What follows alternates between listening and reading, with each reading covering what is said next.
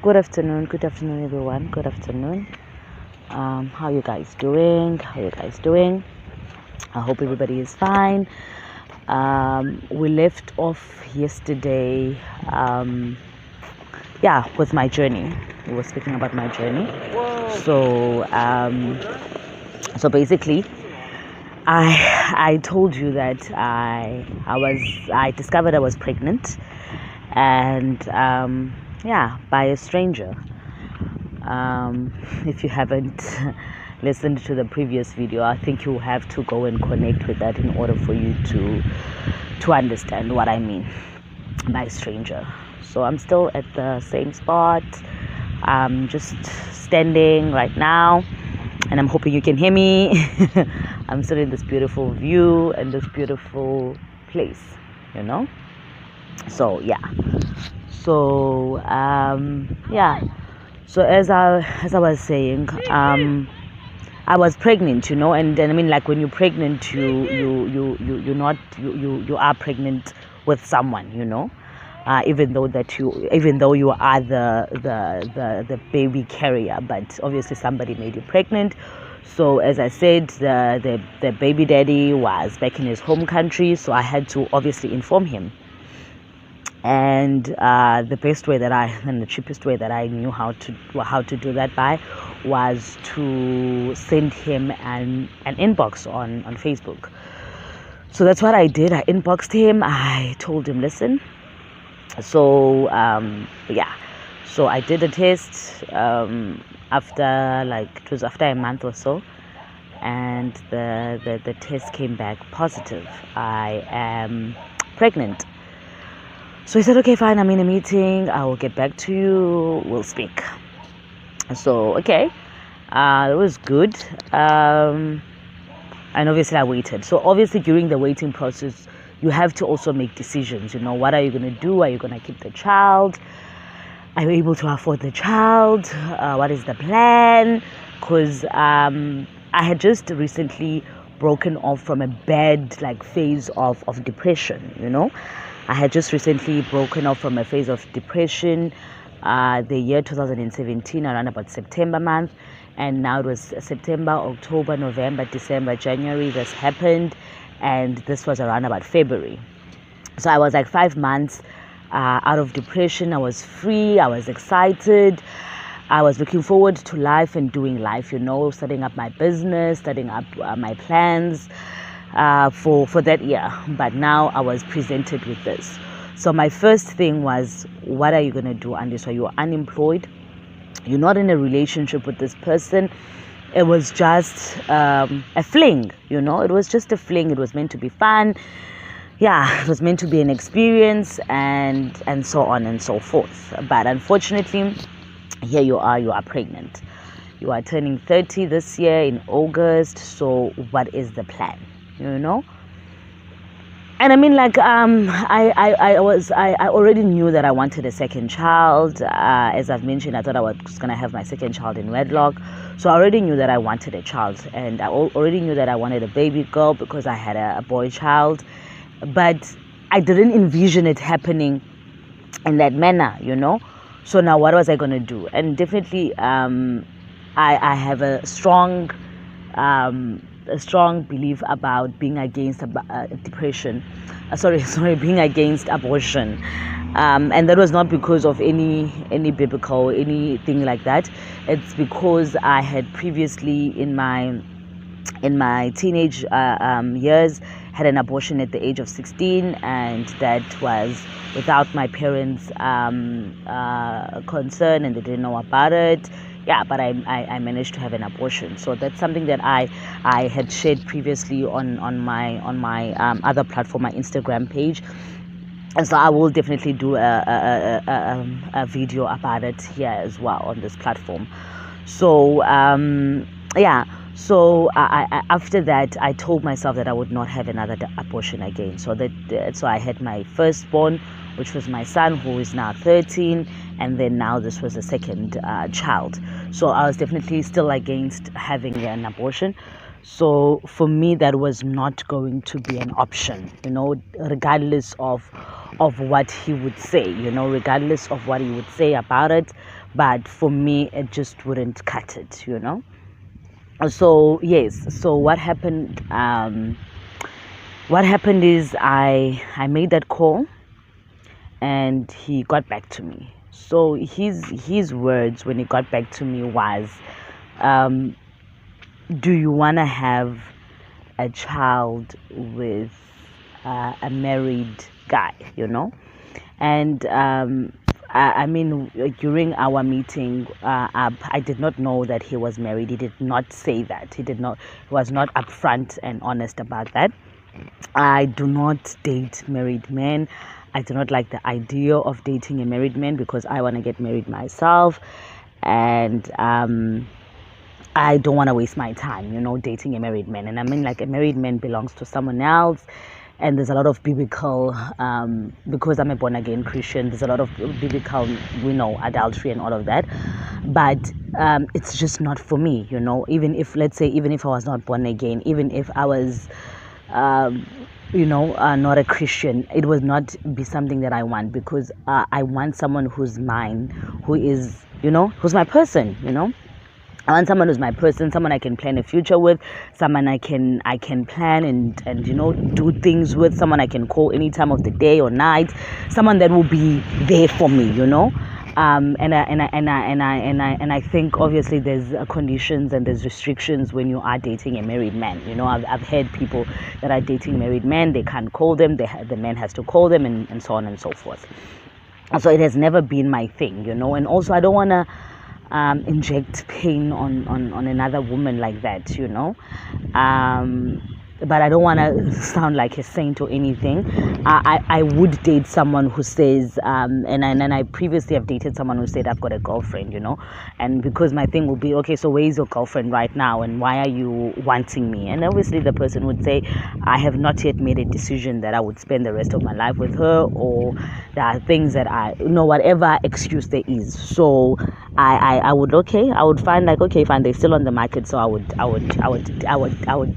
assess the situation, and I'll see how much I like the guy, and I would date the guy. So yeah, but when it comes to marriage, for me, there's no two way about it. This person has made a choice, they've made a decision, and they have married someone else in front of God and in front of their friends and peers. So for me, they've made their choice.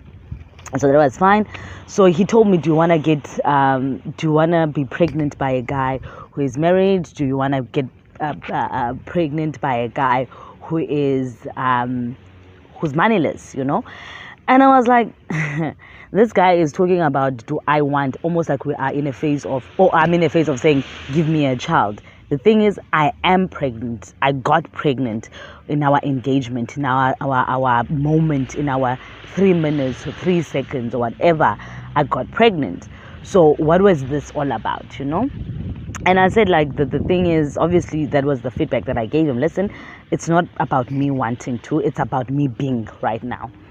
And I think the reason why he was asking me those hard questions was the fact that he was saying he's not in a predicament of having another child. He's not in a I don't want to say predicament, I don't think it's the right word. He's not in a situation to have another child. He's not he's married, and on top of him being married, he doesn't have money. So that was all to say that if you do this, you are on your own, I knew what he was saying, even though he was not elaborating on it, but the kind of questions that he was asking me, I'm not that vain. It was lines of, he would rather if I would just have an abortion. But I was not going to do that. I was not going to do that because of my own values and my own things that I've been through in my own personal life and the decisions that I've made between me and God, So I was not going to do that just because he's telling me his side, because I feel like he shouldn't have come to me knowing very well that he was married. He shouldn't have come to me, and we shouldn't have engaged in sex, and he shouldn't have done it. So yes, for me, I felt like it was so it was so unfair of him to actually do that, because for me, I felt like he endangered, not only did we endanger ourselves in terms of contracting HIV, But there was a third person involved that I personally did not know about, And for me, it was like he knew about her. Why didn't he try every means to protect her, And thank God for the fact that I'm still negative, and I did not contract the disease, So I was super grateful for that, and I know it's not because of my doing. It's not because I was careful. It's not because of anything, but it is because of the grace of God. It is because of God's grace that is upon my life, and I cannot take that lightly by no means. So super grateful for that. So we were, yeah. So now it was like that. So I told him that I'm not. I don't think I even uttered the words abortion, because I just, yeah. So I just left it at that. And I said to him, what I will do is, because I've done a home pregnancy test, I will go to a doctor and make sure that everything is as I'm saying, just to make sure. So a couple of weeks down the line, I got some money, and at that time I was still getting my unemployment fund. So I went and I got to the doctor's appointment, and then he confirmed it, checked the scan, and yeah. So yes, I was definitely pregnant, and I was still definitely unemployed, and my unemployment fund was going to run out, and I was going to be my mother's responsibility at the age of 30. I was going to bring a child into this world with no money, and I was going to bring a child into this world in such a messy situation, The conditions of my first pregnancy were not perfect, but I was a lot younger then, I didn't know what I was getting myself into. But now, with the experience that I've had with my son, I knew how difficult it can be taking care of a child. I knew how difficult it can be financially, how strainful it can be. And I knew that mentally it was also exhausting, I knew all of those things. I had all of that information now, the second time around. But this time around, I was struggling with depression. This time around, I had been diagnosed now for a year, because I was diagnosed in 2016. So for 2 years now, I was struggling with depression. And I was scared. I was scared that I was going to be depressed again, because I was going to think of my situation of not having a boyfriend, of not being married, of being unemployed, of not having the father of the child around in the same country, and and not having his entire support, because he was not supporting me with the choice. He definitely wanted me to make other plans, and other plans were not involving me having the child. So what was I going to do, What was I going to do? How was I going to make this work, And I still had to tell my mother. I still had to tell my family about this, because they were happy that I was well. They were happy that I was recovering. They were hopeful that I would get back to the job market to help them with finances. But what is this now? What is this? What am I going to do? How am I going to take care of this child? And how am I going to continue with my plans? And that was the hardest part, the hardest journey that I had to take, without any support from the person that we made this with, So yes, let me leave it there for now, and I'll continue with this chapter. But it was heavy. It was really, really, really heavy, and these were stuff that was going through my mind. These were stuff that were replaying on my mind, and I was scared that I'm going to be depressed again. I was going to be depressed again. I was back on my medication. It was finally working. I was free. I was excited. And now this. Yeah. So more of this story as we journey together. Keep it locked and love you guys and take care of yourselves.